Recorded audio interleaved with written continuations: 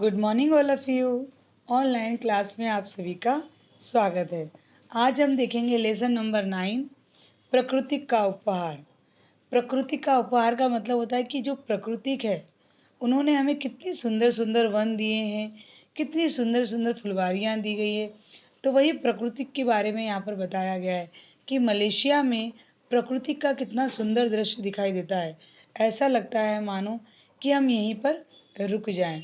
तो यहाँ पर एक मयंक नाम का जो बच्चा होता है उसने यहाँ पर सब कुछ अपने पत्र के माध्यम से मलेशिया के बारे में सभी कुछ प्रस्तुत किया है।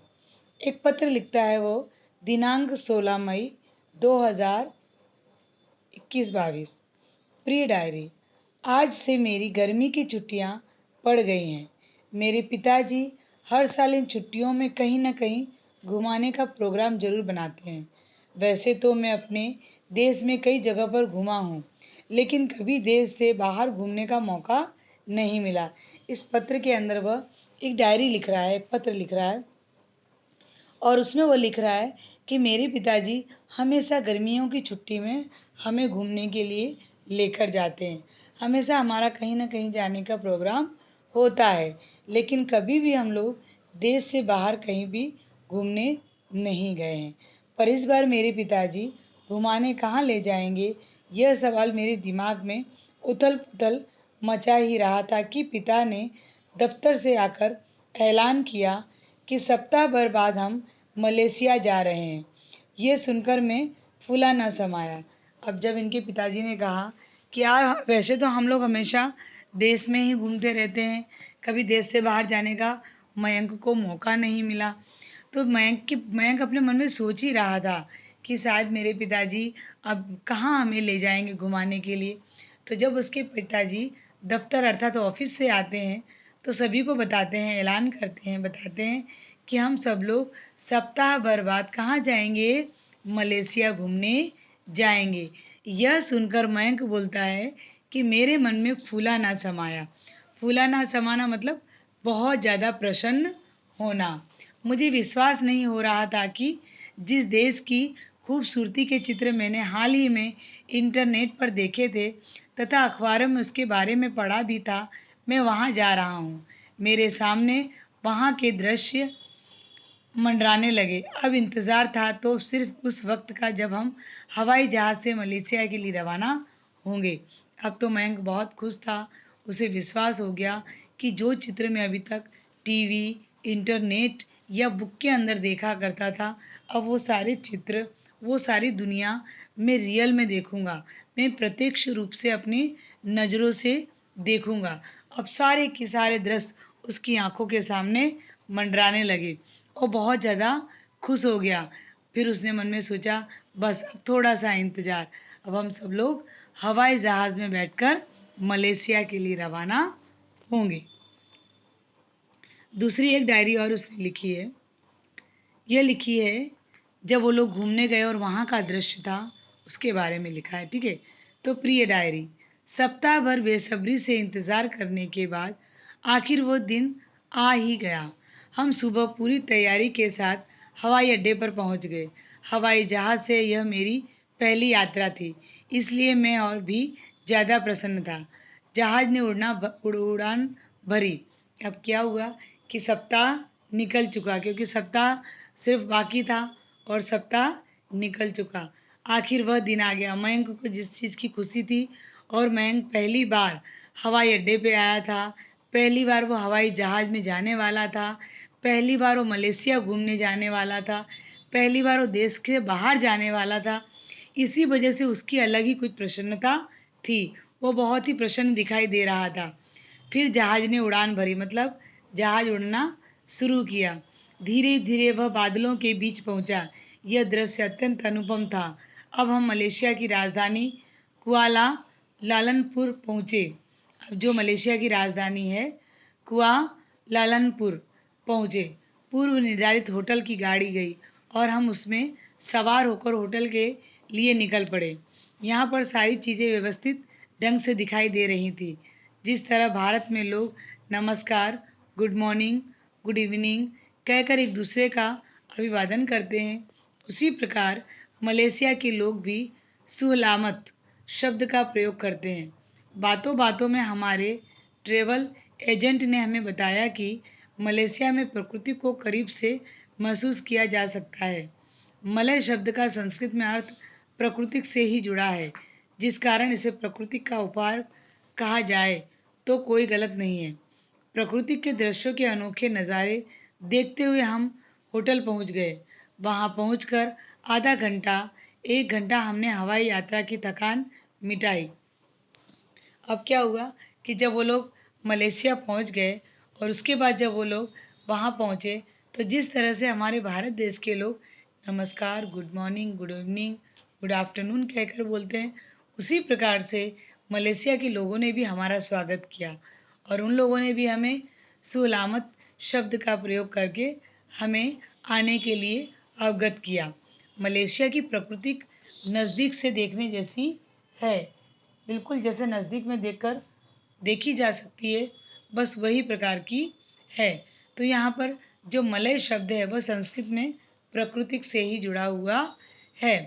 प्रकृति के दृश्य इतने अनोखे थे कि वो लोग होटल पहुँचे तो पहले जब वो बैठे बैठे थक गए थे यात्रा करते करते, थोड़ी देर उन्होंने अपनी अपनी थकान को उतारा और उसके बाद सबसे पहले गाइड हमें पेट्रोनिक ट्विन ट्रैवल दिखाने ले गया, जिसकी खूबसूरती को देखकर लंबे समय तक मेरी पलकें ही नहीं झपकी।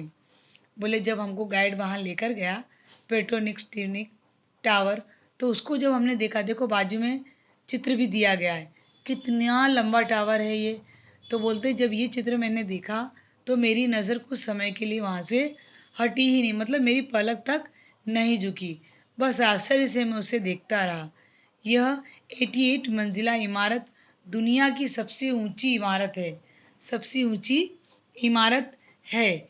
स्टील से बनी दोनों इमारतों को जोड़ने के लिए इसकी 41वीं मंजिल पर पुल बना है। मैंने इतनी ऊंची इमारत पहली बार हकीकत में देखी है।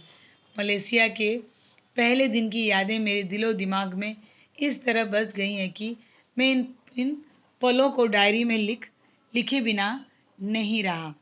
बोले जब हमको मलेशिया के जो गाइड थे वो हमें लेकर गए तो मैंने पहली बार इतनी ऊंची बिल्डिंग देखी, इतनी ऊंची मंजिला देखी, और ऊंची मंजिला के साथ साथ हमने वहाँ पर एक उस मंजिले के अंदर एक पुल भी देखा जो मैंने पहली बार देखा। इतनी ऊंची बिल्डिंग में मैंने पहली बार देखी और जब मैंने ये सब चीज़ें देखा तो मेरे दिलो दिमाग में इसकी छाप पड़ गई, मतलब मैं बिना लिखे नहीं रह सका। फिर उसके बाद उन्होंने मलेशिया की शहर के बारे में बताया गया कि देखो इसके बाजू में जो चित्र दिया गया, देखो कितना सुंदर दृश्य दिखाई दे रहा है, लग रहा है ना सुंदर। ओके, अब यहाँ पर हम देखेंगे दिनांक 24, यानी वो कौन सी डेट को, 24 डेट को वहाँ पहुँचे थे। ठीक है, आज मलेशिया की सैर का हमारा दूसरा दिन है। आज मलेशिया की सैर का हमारा दूसरा दिन है। सबसे पहले गाइड हमें मीनारा कुआलालंपुर दिखाने ले गया। पहले दिन तो वो लोग मलेशिया की वो जो इमारत थी उसे देखने गए। उसके बाद दूसरे दिन वो कहाँ गए, वह मलेशिया की जो राजधानी है कुआलालंपुर दिखाने ले गए। इसकी ऊंचाई 421 मीटर है।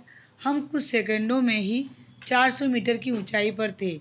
इस इमारत का व्यू प्लाइट शीशे का बना हुआ है, जहाँ से पूरे कुआलालंपुर शहर को देखने के बाद मैंने दांतों तले उंगली दबा ली। अब हमें केटीएम कंप्यूटर ट्रेन में बैठकर केवल सेंट्रल के भगवान मुरुगन के दर्शन करने बटू गुफा के पास पहुँचे। अब यहाँ पर वो कहाँ गए, एक शहर था जहाँ पर वो केटीएम कंप्यूटर ट्रेन में बैठे। उसके बाद वह भगवान मुरुगन के दर्शन के लिए वे वहाँ पर पहुँचे। उनकी प्रतिमा जो थी वह कह रहे हैं कि करीब 400 फुट की ऊंचाई पर स्थित इस गुफा के बाद भगवान गुरुगन की 400 फुट की ऊंची प्रतिमा थी। इतनी ऊंची प्रतिमा तो हमने कभी देखी ही नहीं है, तो इतनी ऊंची उसकी प्रतिमा थी। गाइड ने हमें उस जगह के महत्व के बारे में बताया। जब गाइड उन्हें लेकर गया तो उन सब चीज़ों के बारे में उसने जानकारी दी कि कहाँ पर कौन सी चीज़ आई हुई है, इनकी प्रतिमा इतनी ऊंची है, यहाँ पर बहुत सारे श्रद्धालु लोग आते हैं। ये सब चीज़ें की जानकारी जो गाइड था उसने हमें दी। वहाँ लाखों सैलानी रोजाना भगवान मुरुगन के दर्शन करने के लिए आते थे। सैलानी मतलब बाहर के जो लोग होते हैं वह यहाँ पर घूमने के लिए, बहुत सारे लोग इस भगवान के दर्शन करने के लिए यहाँ पर आते हैं। इस स्थान पर हम लंबे समय तक ठहरे। मयंक कह रहा है कि हम जब घूम फिर के आए तो बहुत लंबे समय तक हम यहाँ पर ही रुके। मन तो बिल्कुल कर ही नहीं रहा था यहाँ से हटने का, पर क्या करें, हम लंबे समय तक यहाँ रुक सकते नहीं थे। फिर ट्रेन से वापस हम केएल सेंट्रल आ गए। अब मैं काफ़ी थक चुका था। अब हम वापस अपने होटल की तरफ रवाना हुए। अब पूरा दिन जब व्यक्ति घूमता है तो वो थक तो जाता ही है। फिर उसके बाद जब वो लोग मलेशिया के कुलालंगपुर में से जब घर वापस आए तो वापस वो किससे आए, फिर ट्रेन से ही वापस आए। मयंक कह रहा है कि घूम घूम के हम लोग बहुत थक गए। अब हम वापस अपने होटल की तरफ आ गए। सुबह से घूमते घूमते मेरे पेट में चूहे कूदने लगे। मयंक कह रहा है कि सुबह से हमने जब सैर करना स्टार्ट कर दिया तो फिर हमने बंद ही नहीं किया। तो हम सुबह से घूमते घूमते हमारे पैरों में, हमारे पेट में चूहे कूदने लगे, मतलब हमें बहुत कस के भूख लगने लगी। फिर क्या था, हमने नसी, लेमक, लक्षा, ताहू, संबट, रोटी, जला, रोटी जान आदि मलेशिया व्यंजनों का स्वाद चखा। अब यहाँ पर जितने सारे नाम दिए गए, हम एक भी नाम हमें हिंदी में नहीं पता चल रहा है सिर्फ रोटी के सिवा, क्योंकि लेमक क्या है, लक्सा क्या है, ताहू क्या है, संबट क्या है, ये सब मलेशिया भाषा में है, ठीक है। और वहाँ के ही खाने का स्वाद था। वहाँ की रोटी, जला, लक्षा आदि का उन्होंने स्वाद लिया और कहा कि वहाँ का व्यंजन भी बहुत ही स्वादिष्ट था। खाने में बहुत अच्छा लगा, बहुत मज़ा आया खाने में। उसके बाद फिर उन्होंने, मयंक ने तीसरी डायरी और लिखी है। नई सुबह के साथ आज हम परडाना के बोटेनिकल गार्डन के लिए निकल पड़े। अब तीसरे दिन वो फिर से सुबह सुबह निकल पड़े। तो वह कहाँ पर गए, परडाना के बोटेनिकल गार्डन के लिए निकल पड़े, जहाँ हमने देश विदेश के फूलों की हजारों प्रजातियाँ देखी। फूलों की प्रजातियाँ, हम यहाँ पर ज़्यादा से ज़्यादा 2-4 फूलों के बारे में जानते हैं, पर यहाँ कहते हैं कि हजारों फूलों की प्रजातियाँ, अलग अलग प्रकार के हजारों फूल थे जो हमने वहाँ पर जाकर देखे। जो अलग अलग देशों में होते हैं वे सारे के सारे मलेशिया में हमें देखने को मिले। गाइड ने बताया कि रेफ्लेसिया नाम का दुनिया का सबसे बड़ा फूल मलेशिया के सावाह में ही होता है। अब देखो, जो दुनिया का सबसे बड़ा फूल है जिसका नाम है रेफेलेसिया, तो रेफ्लेसिया ये दुनिया का सबसे बड़ा फूल होता है और वह फूल कहाँ होता है, मलेशिया के सवाह में ही होता है। यहाँ से हम चिड़ियाघर के लिए फिर रवाना हुए। जब इन्होंने सारे फूलों की सैर कर ली उसके बाद वह चिड़ियाघर की ओर रवाना हुए, जो वास्तव में चिड़िया का ही घर है। यहाँ भिन्न भिन्न तरह के पक्षियों की प्रजातियाँ हैं जिन्हें देखकर उन्हें छुए बिना नहीं रहा जा सकता। यहाँ एक बड़ा सा एक्वेरियम भी है जिसमें समुद्री जंतुओं को नज़दीक से देखने का अनुभव किया जा सकता है। अब बोल रहे हैं कि हमने यहाँ पर जो चिड़ियाघर था वहाँ जब हमने जाकर देखा तो वहाँ पर चिड़ियों की प्रजातियाँ बहुत सारी थी, लेकिन था वहाँ असली में चिड़ियाघर ही। जब उसके बाद हमने चिड़ियाघर देखा तो ऐसा लग रहा था कि हम उन चिड़ियों को छुए बिना रह ही नहीं सकते। उसके बाद वहीं पर पास ही में एक्वेरियम है जहाँ पर समुद्र की जीव जंतुओं को हम देख सकते हैं। तो अब उनको, जो जीव जंतु जो समुद्र के थे उसे हम छूने का भी अनुभव कर सकते थे, उसे हम नज़दीक से भी देख सकते थे।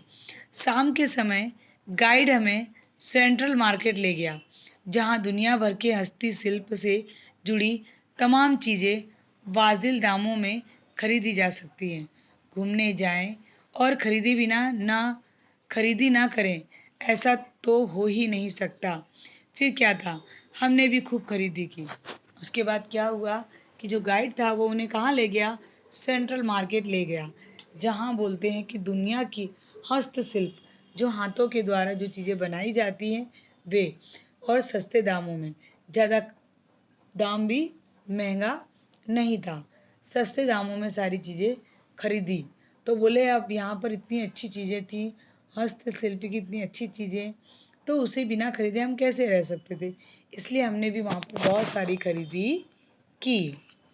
आगे देखेंगे, दिनांक 26 को वह, फिर वो 26 को कहाँ पहुँचे उसके बारे में उन्होंने यहाँ पर वर्णन किया है, बताया है। आज हमें कैमरून हाईलैंड्स देखने जाना था। यहाँ के चाय बागान असम की याद दिलाते हैं। अब देखो यहाँ पर एक कैमरून हाईलैंड्स देखने जाना था।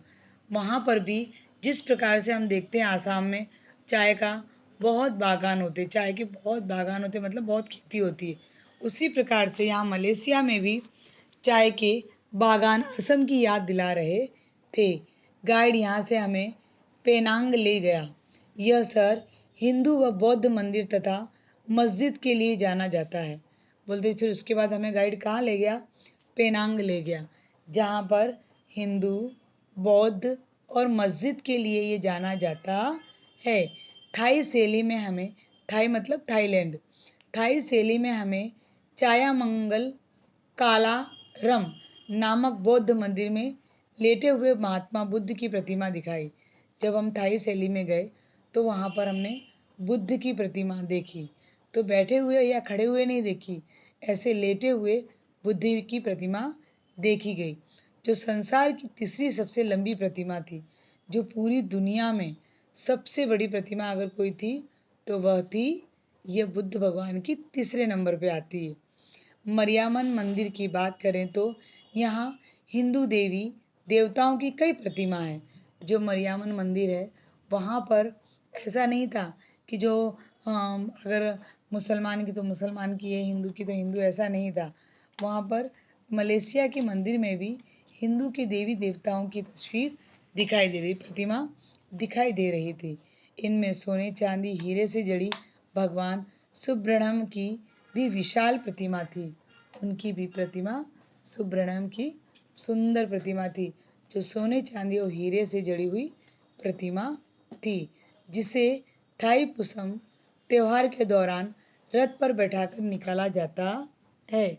जब इनका एक त्यौहार आता है थाईपुसम, तो इस त्यौहार के दिन जो इनकी ये प्रतिमा है, यह प्रतिमा को ये यात्रा के रूप में निकाल कर, यात्रा के रूप में सभी जगह घुमाते हैं रथ के ऊपर बिठाकर। यहाँ से वापस हम कुआलंगपुर के लिए रवाना हुए। उसके बाद हमने जब ये सब सारी चीज़ें देख ली, उसके बाद हम वापस मलेशिया के कुआलंगपुर के लिए हम रवाना हो गए। गाइड ने हमें आश्चर्य को बनाए रखा और वह हमें एक दूसरे खूबसूरत मस्जिद के पास ले गया। अब हमें और भी देखने की इच्छा थी और गाइड ने हमें हमारी आश्चर्यता को उतने ही ध्यान से उसने भी बनाए रखा। उसके बाद वो हमें कहाँ ले गया, एक खूबसूरत मस्जिद के पास ले गया। इसका नाम था जामेक। जो मस्जिद थी वहाँ पर, उसका नाम क्या था, जामेक, जो भारतीय मुस्लिम आर्किटेक्चर का नायब नमूना है। मलेशिया से विदा लेने से पहले हमने इस्थाना निगारा देखने की इच्छा जाहिर की। यह मलेशिया के राजा के रहने का स्थान था। उसके बाद जब इनको वह गाइड वापस लेकर जाने लगा तो इन लोगों ने अपनी इच्छा भी प्रस्तुत की, कहा कि हमें भी इस्थाना निगारा देखने की इच्छा है हमें। तो वह गाइड हमें वहाँ भी ले गया जहाँ मलेशिया के राजा का रहने का स्थान था। गाइड हमें वहाँ ले गया। इस खूबसूरत महल को देखने के बाद मेरा मन यहीं रुक जाने के लिए कह रहा था, लेकिन ये संभव नहीं था। जब हमने राजा का महल देखा तो राजा का महल देखकर हमें इतना अच्छा लगा कि हमारा मन ही नहीं कर रहा था कि हम यहाँ से जाएं, वहीं पर रुक जाने के लिए मन कर रहा था, पर यह संभव नहीं था।